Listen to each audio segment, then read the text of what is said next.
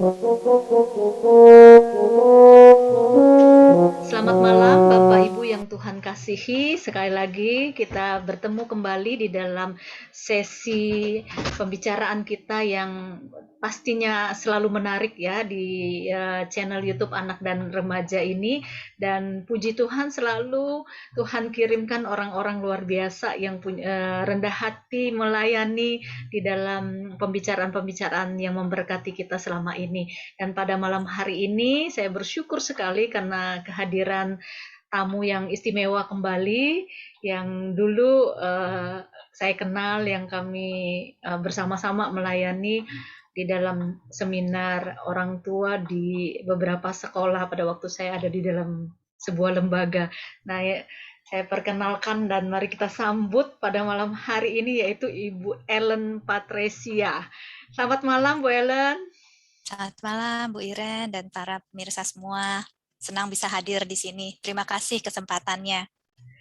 Pastinya kami yang lebih senang ya Bu ya karena Bu Ellen punya waktu yang sangat padat sekali Bapak Ibu sekalian melakukan banyak pelayanan juga seminar, webinar baik di IG, di Facebook dan juga di berbagai webinar dan tempat-tempat yang lainnya tapi masih bersedia hadir di tengah-tengah kita untuk ngobrol tentang dunia anak dan remaja seperti itu. Nah, sebelum kita akan mulai saya akan membacakan dan memperkenalkan Bu Ellen yang lebih jelas supaya kita tahu. Saya akan bacakan Ibu Ellen Patresia, MA di bidang konseling PCC ya. Ketua Yayasan Busur Emas, coaching, konseling, learning. Jadi bergerak di bidang coaching, konseling dan learning. Official partner of Restoring Your Heart Ministry USA.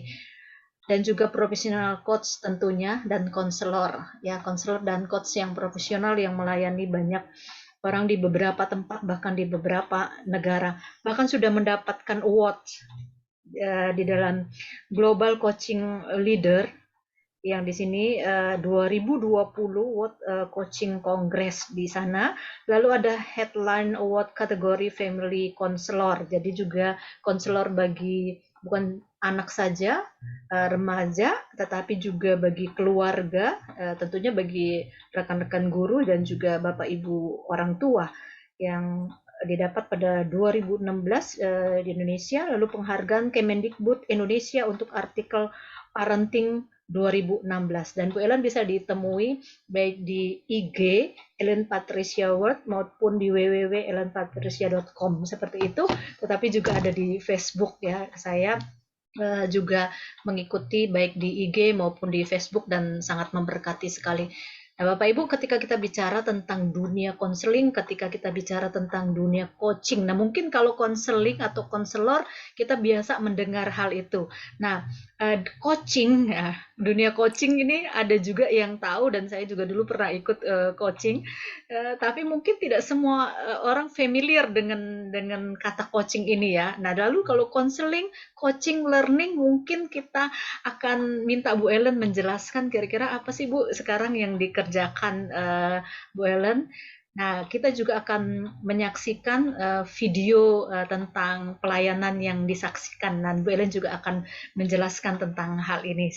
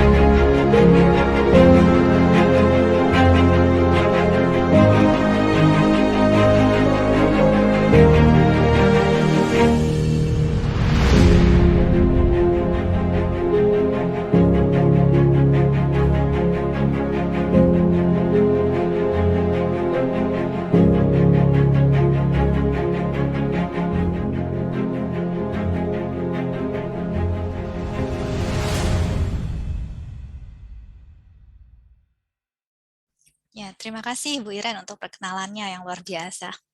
Ya, jadi basically kegiatan saya pribadi ya seputar kegiatan di Yayasan Busur Emas yang memang tadi berfokus kepada coaching, counseling, dan juga learning. Kalau counseling kita banyak kepada memulihkan gitu ya, pemulihan hati, pemulihan emosi, baik secara individu maupun secara kelompok. Karena tadi kami berpartner dengan Restoring Your Heart Ministry yang memang memberikan pelayanan pemulihan hati itu secara kelompok dan kita melatih fasilitator untuk bisa memfasilitasi kelompok-kelompok pemulihan. Saat ini kita sudah ada sekitar 150 kelompok di seluruh wilayah Indonesia dan ada 111 fasilitator yang membantu. Biasanya setiap tahun pasti kita membuka pelatihan untuk menjadi fasilitator. Itu yang kita lakukan di bidang counseling. Kalau yang di bidang coaching, kita juga mengelola suatu center untuk coaching and counseling namanya Eager Heart untuk memberikan layanan yang sifatnya lebih individu. Ya, selain juga berbagai program kelompok, kita ada kelompok coaching untuk menemukan life purpose. Itu kita kerjasama dengan Your One Degree Ministry. Kita juga ada kelompok coaching untuk bisa bagaimana maju lebih cepat lagi mencapai goalnya. Itu kita kerjasama dengan Headway Coaching Group dari Spanyol. Jadi ada beberapa grup coaching yang kita buka untuk umum. Setahun biasanya masing-masing 2-3 kali. Dan untuk learning kita banyak memberikan program-program baik yang berbayar maupun yang free, itu untuk bisa menolong komunitas dan juga masyarakat pada umumnya untuk bisa belajar hal-hal terkait coaching maupun counseling.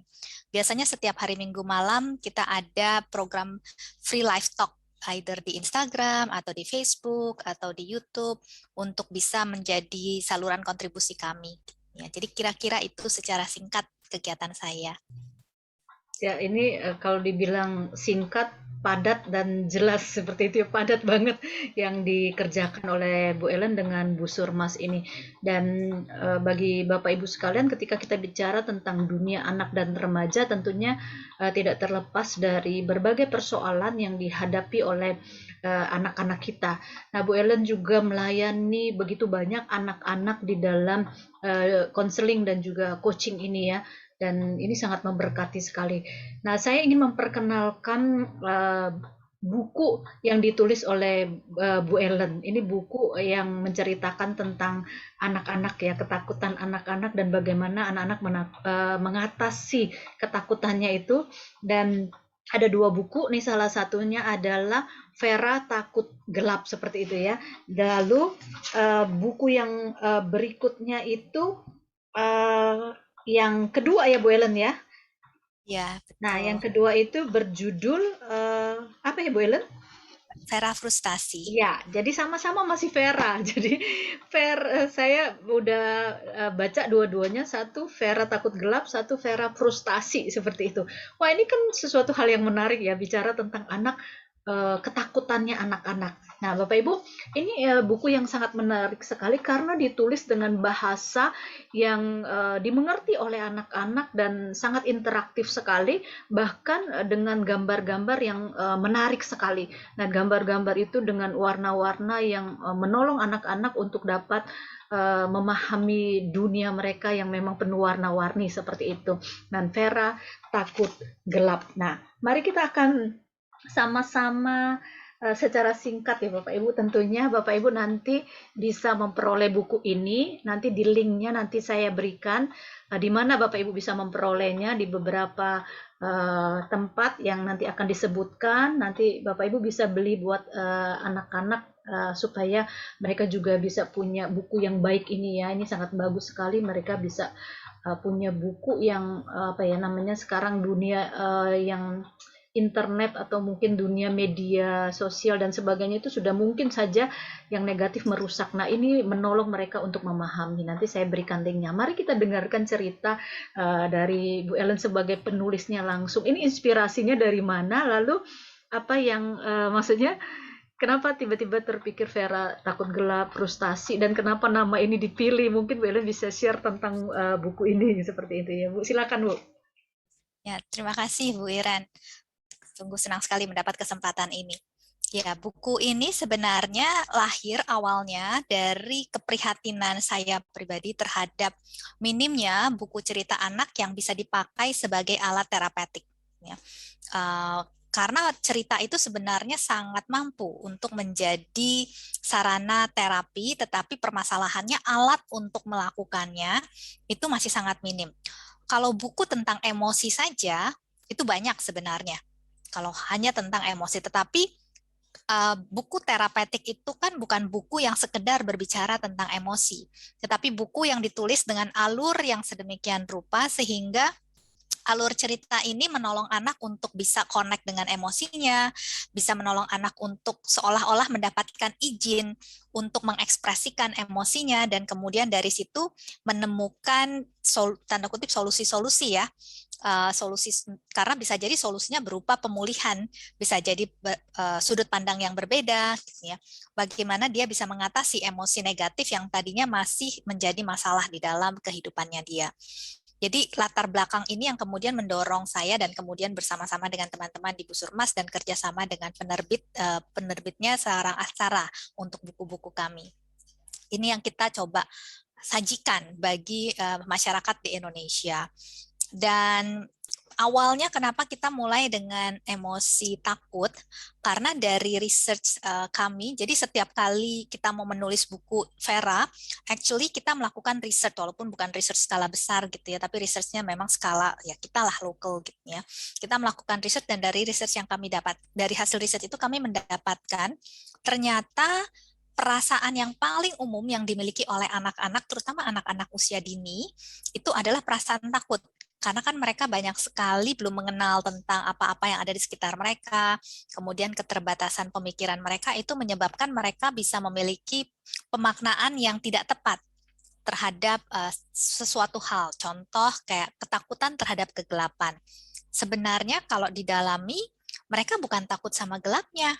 Yang mereka takutkan adalah ada sesuatu di dalam kegelapan itu. Itu yang membuat mereka akhirnya jadi takut gitu ya. Jadi karena mereka sekali lagi belum banyak mengetahui tentang ada apa nih di dunia ini, akhirnya muncullah ketakutan-ketakutan tersebut. Jadi itu yang membuat kita akhirnya oke, kalau gitu kita mulai dengan perasaan takut karena ini yang paling umum yang ada di dalam diri anak-anak, terutama anak usia dini. Nah, kebetulan waktu itu kita juga bikin versi bahasa Inggrisnya. Jadi versi bahasa Inggrisnya sekarang juga sudah dijual di Amazon. Judulnya Vera Fierce Darkness. Waktu kita sedang memikirkan, oke, ini tokohnya kita kasih nama siapa ya? Akhirnya setelah berdiskusi, oke, kasih nama Vera aja deh supaya dekat sama kata fear sebenarnya. Jadi it's actually a very simple decision saat itu, ya. Cuma terbawa terus sampai sekarang karena si tokoh Vera ini ternyata sudah mulai dikenal. Jadi karena itu ya udah buku kedua kita pakai Vera juga deh, dan akhirnya diputuskan oke, kalau gitu kita akan bikin buku seri namanya Vera and Sisters, di mana tokohnya akan jadi si Vera terus tetapi dengan berbagai konteks emosi. Jadi kira-kira backgroundnya seperti itu. Ini menarik ya, Bu Ellen. Tadi saya berpikirnya gini, ini Bu Ellen pakai nama Vera, nama siapa nih gitu ya, mungkin atau nama yang terkesan sesuatu gitu ya. Ternyata memang berbicara tentang ketakutan fear itu ya. Dan ini buku ini bilingual ya, Bu ya. Ternyata di dalam sini ada bahasa Indonesia dan bahasa Inggrisnya juga ya, Bapak Ibu. Dan menarik, boleh nggak Bu Ellen saya katakan begini? Ini kan dunianya saya dunia rohani gitu ya, maksudnya dunia kerohanian. Dunianya Bu Ellen konseling, coaching. Ada juga yang memang khusus di bidang karakter ya, dunia karakter. Dan itu saya juga pernah ada di situ. Nah, tiga-tiganya ini menarik seperti itu. Kalau saya lihat ini, saya pernah ada di konselor sebagai konselor dan juga yang melayani di juga pendidikan karakter. Saya lihat ketiganya ini tiga-tiganya ada di buku ini. Kalau saya coba ini ya, analisa ketika kita bicara tentang emosi, bicara tentang dunia psikologi tentunya dan yang dunia konseling seperti itu. Terus di sini juga ada karakter akhirnya dia kan jadi berani. Dari takut itu menjadi berani. Dan ketika kita bicara tentang hal-hal yang rohani tentunya cara mengatasi anak-anak mengatasi ketakutan-ketakutan ini tentunya tidak terlepas dari peran orang tua dan juga guru seperti itu. Kalau misalnya guru sama orang tuanya bilang, Itu biasa takut lah, nanti kamu malah kadang-kadang ditakut-takutin ya, kalau nggak makan ya nanti kamu diculik sama si si ini misalnya zaman dulu ya. Kalau kamu nggak makan nanti tuh ada Pak polisi dan sebagainya. Jadi ketakutan yang bukan hadir karena anak juga tapi diciptakan oleh orang tua. Kalian bisa bantu sedikit nggak bagaimana menolong orang tua dan orang dewasa ini untuk bukan cuma menolong tapi jangan malah nakut-nakutin juga ke mereka gini nih. Ya, jadi memang betul sekali yang dikatakan oleh Bu Iren tadi bahwa kadang kita sebagai orang dewasa tidak terperlengkapi dengan pemahaman, dengan keterampilan untuk bisa menolong anak-anak mengatasi permasalahan emosionalnya. Karena mungkin dulu kita juga waktu kecil tidak mengalami hal tersebut dari orang tua kita sehingga itu jadinya diturunkan dari generasi ke generasi ya. Nah, salah satu harapan kami memang ini bisa memutus rantai tersebut, di mana ketika anak-anak mengalami emosi-emosi negatif yang mereka butuhkan kan bantuan yang konstruktif, sehingga mereka bisa mengatasi emosi negatif tadi. Dan salah satu caranya adalah dengan kita memberikan contoh-contoh konkret, kalimat-kalimat yang bisa disampaikan ketika, kalau dalam kasus ini ketika anak merasa takut. Kalau di buku Vera Frustasi, kalimat-kalimat yang bisa disampaikan ketika anak merasa frustasi. Karena secara prinsip kan kita bisa bilang, yang mereka butuhkan pertama dan terutama itu sebelum masuk kepada mesti bagaimana, itu kan adalah empati dulu. Mereka merasa dimengerti, mereka merasa diterima, mereka merasa dikasihi apa adanya. Sehingga dengan demikian akan bangkit kekuatan di dalam diri mereka untuk mau melakukan tanda kutip perlawanan terhadap apa-apa yang saat itu menguasai diri mereka. Nah, itu prinsipnya. Jadi orang tua atau orang dewasa lah yang mendampingi anak, entah itu orang tua, entah itu edukator, perlu bisa melakukan empati. Cuma kan ketika mereka mau melakukan itu, dalam aplikasinya suka bingung, kalimat empatinya gimana ya? Yang akhirnya itu bisa membuat anak merasa dimengerti, merasa diterima, dan itu justru membangun pola pikir yang sehat gitu di dalam diri anak. Nah, itulah yang kami coba masukkan di dalam dan kami jalin gitu ya di dalam cerita tadi, sehingga kalau dilihat memang buku Vera ini cukup banyak kalimat-kalimat langsung oleh para tokohnya. Karena memang salah satu tujuannya adalah itu, memberikan contoh-contoh kalimat yang bisa dipakai ketika situasi serupa terjadi. Sehingga ini bisa menjadi pembekalan untuk orang-orang yang mendampingi anak-anak dengan masalah yang serupa seperti yang di buku itu bicarakan. Contohnya kalau di buku Vera yang takut gelap itu ada kakaknya, kebetulan memang kita pilih karakternya kebetulan kakaknya. Sebenarnya untuk memenstimulasi anak-anak yang lain untuk mau juga menolong orang-orang di sekitarnya, gitu ya. Terutama yang lebih kecil. Dan di situ ada kalimat bahwa it's okay loh Vera kalau takut, kadang-kadang takut gitu ya, nangis juga nggak apa-apa. Kadang-kadang kita suka merasa kewalahan dengan perasaan kita. Dan kalau kita nangis itu nggak berarti kita lemah. Jadi hal-hal seperti itu ketika dikatakan secara langsung, itu sangat menolong sebenarnya untuk anak itu. Oh ya, saya bukan lemah loh. Saya menangis ini normal, bukan berarti saya lemah. Dan itu menunjukkan bahwa dia ya normal, dia bukan substandard gitulah ya istilahnya, tetapi ya it's okay. Nah ini yang memang menjadi harapannya sekali lagi menjadi sesuatu yang bisa menolong orang tua maupun edukator. Wah, ini nih the whole ya, maksudnya dipikirkan secara menyeluruh dari berbagai sisi kalau saya lihat ya Bu Ellen-nya. Dan kenapa buku ini sangat menarik sekali? Karena saya pikir itulah yang dialami oleh anak-anak kita sekarang. Kalau berbicara dari sisi saya sebagai rohaniawan, lalu Bu Ellen sebagai seorang konselor atau coaching seperti itu, tentu Bu Ellen lebih paham dunia konseling daripada saya atau dunia coaching ini ya, terutama dalam psikologi.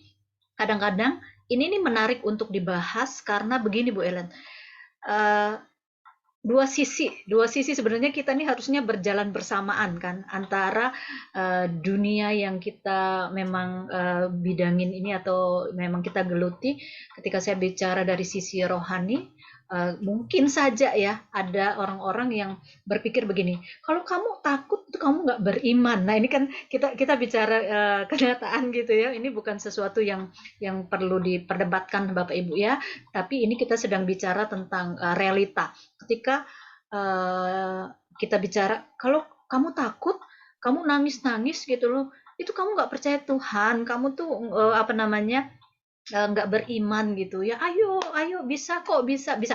Betul, di sisi lain seperti itu ya, dunia dimana kita mau anak-anak punya spiritual, bahwa mereka percaya Tuhan, lalu mereka menjadi tidak takut, berani dan sebagainya. Tapi mungkin yang itu tadi yang Ibu Ellen bicarakan, ada emosi-emosi yang akhirnya tuh, oh iya ya, saya nggak boleh takut ya, saya nggak boleh ini, harusnya dia nangis, harusnya dia sedih, harusnya ini, hanya terpendam. Dan someday misalnya gitu ya, bisa aja kan meledak ya Bu Ellen ya gitu ya. Nah ini kan harusnya kolaborasi kerjasama antara dua bidang ini untuk membuat anak-anak kita itu bukan siapa lebih benar, tapi mari kita lihat anak-anak ini kita butuh ini, begitu nggak? Kalau menurut Bu Ellen punya pengalaman bersama orang tua yang, atau mungkin para pakar yang merasa ini yang lebih benar nih, yang ini enggak, ini dunianya dunia konseling, dunia psikologi, ini yang begini. Karena kan saya tahu juga ada perdebatan itu ya antara dunia psikologi dan dunia rohani. Tapi menurut saya ketika saya masuk juga di dalam konselor juga belajar psikologi, tapi tidak sedalam Bu Ellen, saya coba menjembatan memahami ini. Bu Ellen boleh share nggak Bu pengalamannya? Ini cukup meresahkan sebenarnya, tapi kita lihat bahwa ya bukan berarti dia nggak percaya Tuhan, bukan berarti ini. Nah ini kita jembatan Ibu, silakan Bu Ellen. Ya, ya betul Bu Iren, dan ini menarik sekali ya menurut saya fenomena ini, karena ini menunjukkan atau mengindikasikan bahwa di kalangan ya kita sebutnya awam lah ya gitu ya, di kalangan awam atau masyarakat kebanyakan itu masih sulit membedakan mana rasa takut yang sehat dan mana rasa takut yang tidak sehat. Kita sebagai manusia pasti butuh rasa takut ya, dan otak manusia sebenarnya kalau dilihat ya paling dominan adalah otak yang mengelola perasaan insecure tadi sebenarnya, dan begitu itu aktif yang lain-lain biasanya akan masuk di bawah dominasinya dia. Anyhow, ketika kita menyampaikan sesuatu yang akhirnya membuat anak berpikir, wah saya nggak boleh takut, itu menjadi tidak sehat. Kenapa? Karena akhirnya anak balik lagi, dia kayak melihat itu sebagai satu bungkus yang tidak bisa dibedakan. Padahal perasaan takut itu ada perasaan takut yang sehat dan ada perasaan takut yang tidak sehat. Kalau kita ngomong fakta, faktanya adalah Tuhan Yesus pun pernah takut. Dan dikatakan di Alkitab ketakutannya itu sungguh intens sekali sampai peluhnya keluar seperti darah gitu ya. Itu kita ngomongnya fakta gitu ya. Tanpa saya ngomong mana yang benar, kita cuma bilang fakta aja. Artinya kalau kita melihat fakta itu bahwa Tuhan Yesus pun pernah takut dan ketakutannya sangat intens, dan kalau kita juga percaya Tuhan Yesus itu adalah sosok yang tidak berdosa, berarti kesimpulannya tidak bisa tidak adalah rasa takut yang sangat intens itu tidak menunjukkan dosa, gitu ya. Pasti kesimpulannya nggak mungkin nggak, pasti akan ke sana. So, kalau memang demikian, bagaimana memaknainya? Ketika ada orang bilang rasa takut ini menunjukkan adanya kekurangan iman, gitu misalkan, bisa jadi ya, mungkin itu adalah rasa takut yang tidak sehat tadi, sedangkan yang ditunjukkan itu adalah rasa takut yang sehat. Jadi balik lagi, memang kita perlu memilah mana rasa takut yang tidak sehat dan mana rasa takut yang sehat. Karena kita manusia perlu rasa takut. Ya, saya selalu bilang, kalau kita berjalan nih, sehari-hari aja, berjalan mau menyeberang, terus kita nggak punya rasa takut, entah kenapa mungkin saraf yang mengelola perasaan takut itu sudah mengalami masalah gitu ya di otak kita.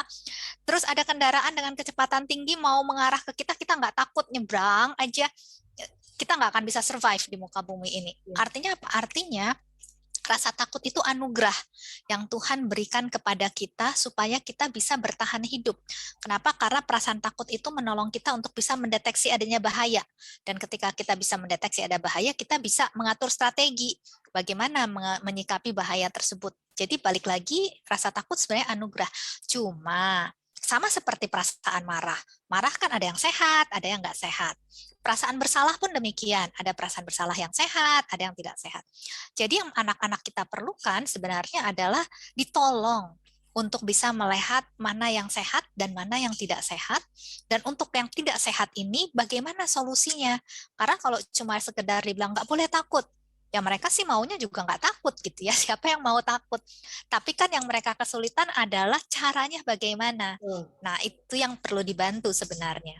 Iya, saya setuju dengan Bu Ellen. Saya pikir ini topik yang sangat menarik sih Bu Ellen ya, karena ketika kita bicara tentang dua dunia ini, orang tua di rumah yang kita tahu juga bahwa mereka mendidik anak-anak sejak kecil untuk takut akan Tuhan di dalam dunia rohani atau spiritual, tetapi kita juga mengajak orang tua dan para pendidik untuk memahami bahwa ini mereka juga perlu dipahami perasaan-perasaannya, emosi-emosinya, sehingga ketika dipahami emosi dan perasaannya, kita juga bisa menolong mereka, bukan malah kayak denial gitu ya, maksudnya enggak kayak gitu. Nah, akhirnya mereka tumbuh menjadi orang-orang yang kalau saya takut, saya ini pengecut, kalau saya takut atau saya ya emosi-emosi lainnya itu berarti ini saya nggak sehat, saya ini jadi kayak malah menghukum dirinya.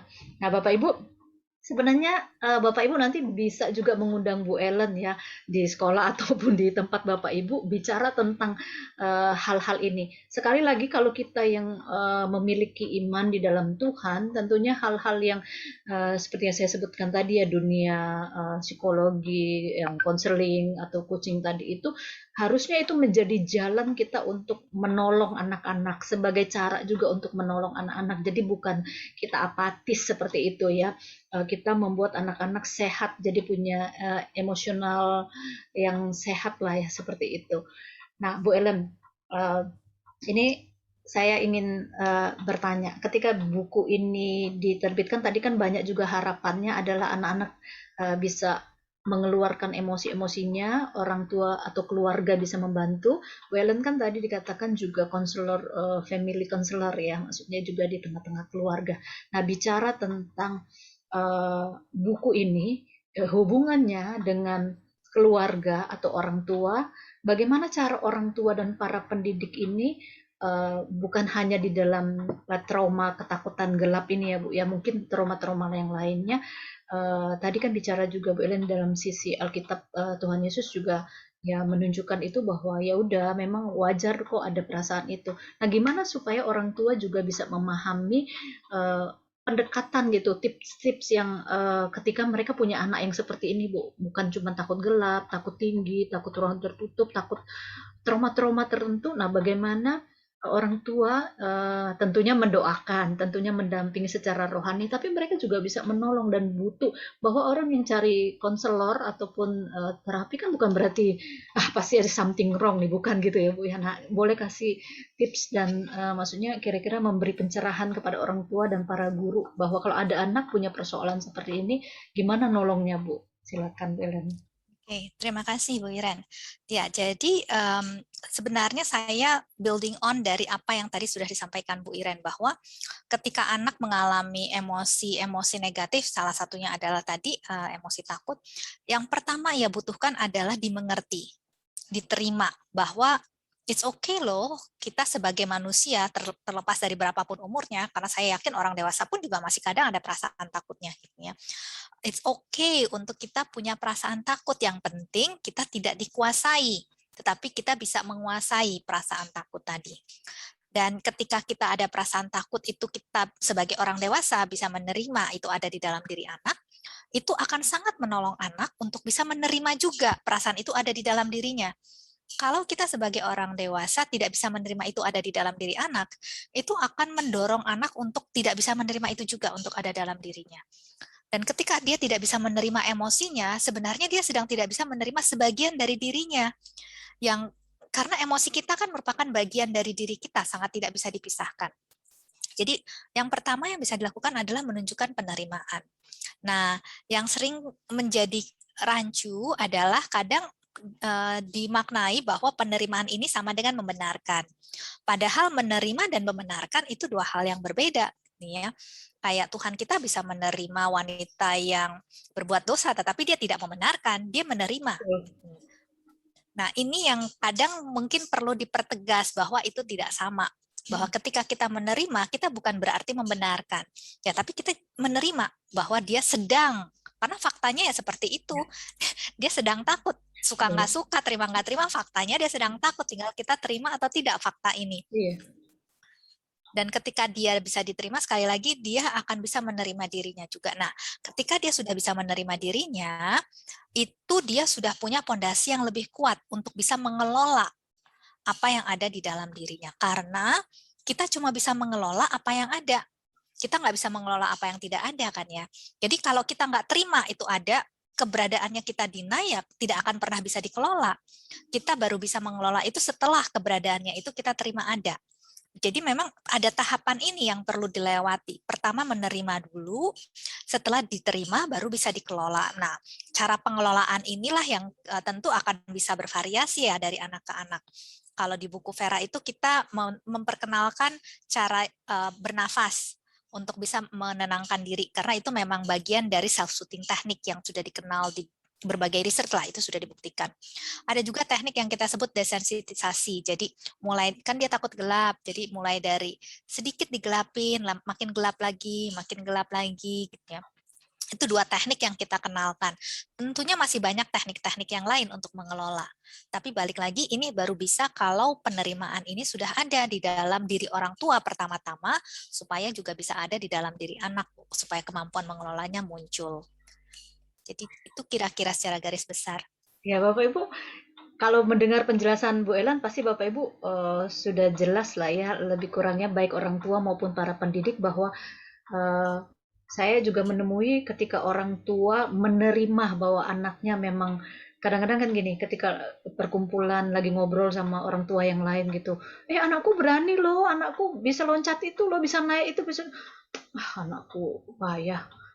Itu aja dia jangankan suruh loncat, dia suruh pergi ke dapur aja ada bunyi apa aja dia takut seperti itu. Jadi malah bukan menolong ya Bu Ellen, tapi tadi Bu Ellen mengatakan ketika kan Tuhan mengasihi kita sehingga kita juga artinya ketika kita mengasihi Tuhan, mengasihi orang lain karena Tuhan mengasihi kita, maka kita juga mengasihi diri kita sendiri. Maka ajarin anak-anak juga untuk mengasihi dirinya dengan segala kelebihan dan kelemahannya. Begitu ya Bu Ellen, bahwa kalau Ya. memang perasaan itu ada, memang dia kelemahan seperti itu, bukan malah ditakut-takutin ataupun dipojokkan, tapi mari kita rangkul dan terima. Nah, ini menarik karena Bapak Ibu, inilah yang saya katakan tadi bahwa antara dunia spiritual atau dunia rohani dan dunia psikologi atau konseling itu seharusnya bisa saling mendukung, menolong, bukan untuk menjadi sebuah perdebatan seperti itu ya. Tentunya firman Tuhan di atas segalanya, maksudnya di atas semuanya.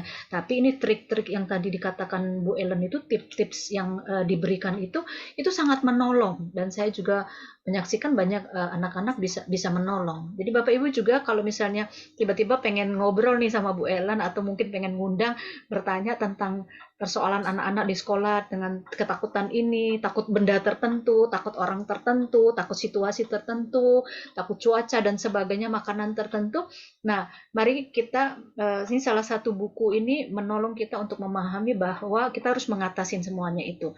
Nanti Bapak Ibu bisa bicara banyak dengan Bu Ellen tentang hal ini ya, seperti yang sudah saya katakan, ada link yang bisa Bapak Ibu lakukan untuk menghubungi Bu Ellen dengan timnya untuk menolong Bapak Ibu lebih jauh mengenal tentang anak-anak kita. Nah, karena YouTube kita ini atau channel kita adalah bicara tentang dunia anak dan remaja bagi Kristus. Yang terakhir adalah bagaimana saya juga mau minta Bu Ellen juga kira-kira memberikan statement terakhir gitu ya.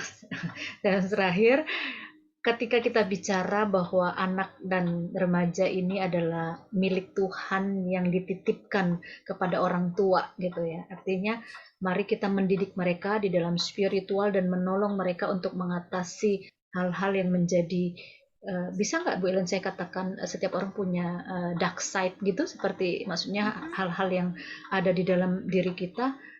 Tentunya ketika kita percaya Tuhan kan kita sudah diampuni sama Tuhan, tapi ada hal-hal yang harus terus-menerus kita perbaharui di dalam hidup kita. Nah, Bu Ellen, statement terakhir kira-kira berikan penguatan kepada orang tua dan para pendidik dan juga anak-anak kita ini, bagaimana ketika ada banyak persoalan emosi-emosi yang terganggu seperti ini, orang tua boleh melihatnya itu dari dalam kacamata bahwa ada Tuhan juga di sana, seperti itu. Silakan Bu Ellen, statement terakhirnya yang bisa menguatkan kita. Ya, terima kasih Bu Iren. Ya, sebenarnya saya jadi terpikir ya, ini ketika Tuhan Yesus ditanya apa hukum yang terbesar gitu ya, dia kan kasihilah Tuhan Allahmu, itu yang pertama. Yang kedua yang tidak kalah dengan itu adalah kasihilah sesamamu manusia seperti dirimu sendiri. Nah, kalimat ini sangat menarik menurut saya. Kenapa? Karena tidak hanya kasihilah sesamamu manusia titik, tetapi kasihilah sesamamu manusia seperti dirimu sendiri. Artinya apa? Artinya sebagaimana saya mengasihi diri saya, seperti itulah saya mengasihi orang lain. Kalau berandai-andai nih, kalau bisa diskalakan kasih saya kepada diri saya 1-10. Kalau saya mengasihi diri saya di level 7, maka kalimat itu kan menjadi kasihlah sesama manusia seperti dirimu sendiri, berarti ya di level 7 saya mengasihi sesama. Karena seperti itulah saya mengasihi diri saya. Tapi kalau saya bisa semakin bertumbuh di dalam kasih saya terhadap diri saya, misalkan dari 7 menjadi 9, maka ketika saya mengasihi orang lain sebagaimana saya mengasihi diri saya bisa mengasihi orang lain di level 9.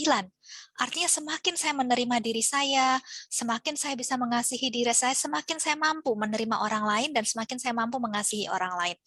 Jadi tidak ada yang buat saya kita perlu pertentangkan antara self love dengan love for others gitu ya. Karena ini justru saling melengkapi sebenarnya.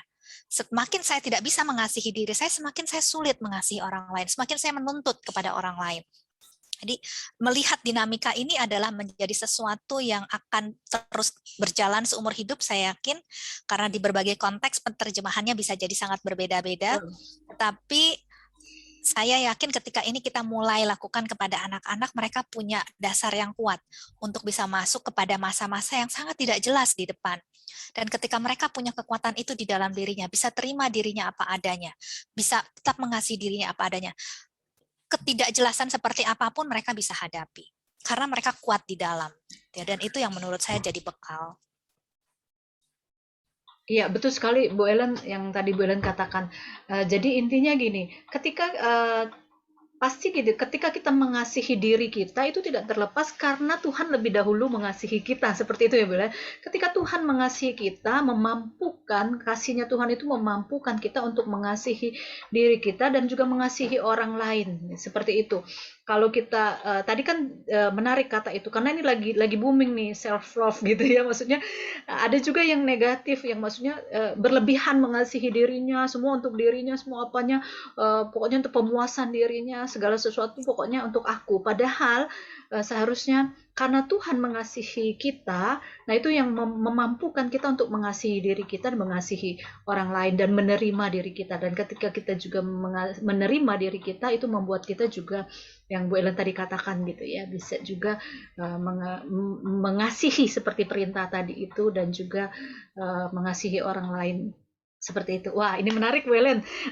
Kalau dibicarakan ini ya kedua dunia ini dunia yang sangat menarik dan nggak ada habis-habisnya karena ini sangat apalah ya, memang menyangkut kehidupan manusia, menyangkut hal-hal tentang diri manusia. Nah, Bu Ellen sekali lagi terima kasih untuk kehadiran Bu Ellen di dalam sesi percakapan yang luar biasa ini ya.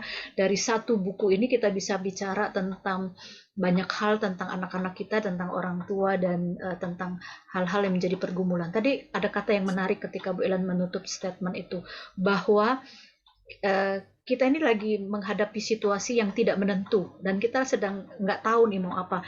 Semua orang punya fear-nya masing-masing ya, punya rasa takut yang tersembunyi. Bahkan mungkin saya yang kelihatan begini pasti saya punya, Bu Ellen juga punya, siapa juga punya. Ini menghadapi masa yang akan datang gimana. Nah, anak dan anak-anak remaja kita ini, anak-anak juga dan remaja kita lebih-lebih dari itu ya. Ada yang bisa ekspresif memberitahukan itu, tapi mohon maaf ada yang sampai akhirnya harus mengakhiri hidupnya. Ini sesi yang lain lagi gitu ya, tapi itu juga karena mereka tidak bisa mengatasi rasa takut atau trauma-trauma atau apapun yang sedang melanda mereka.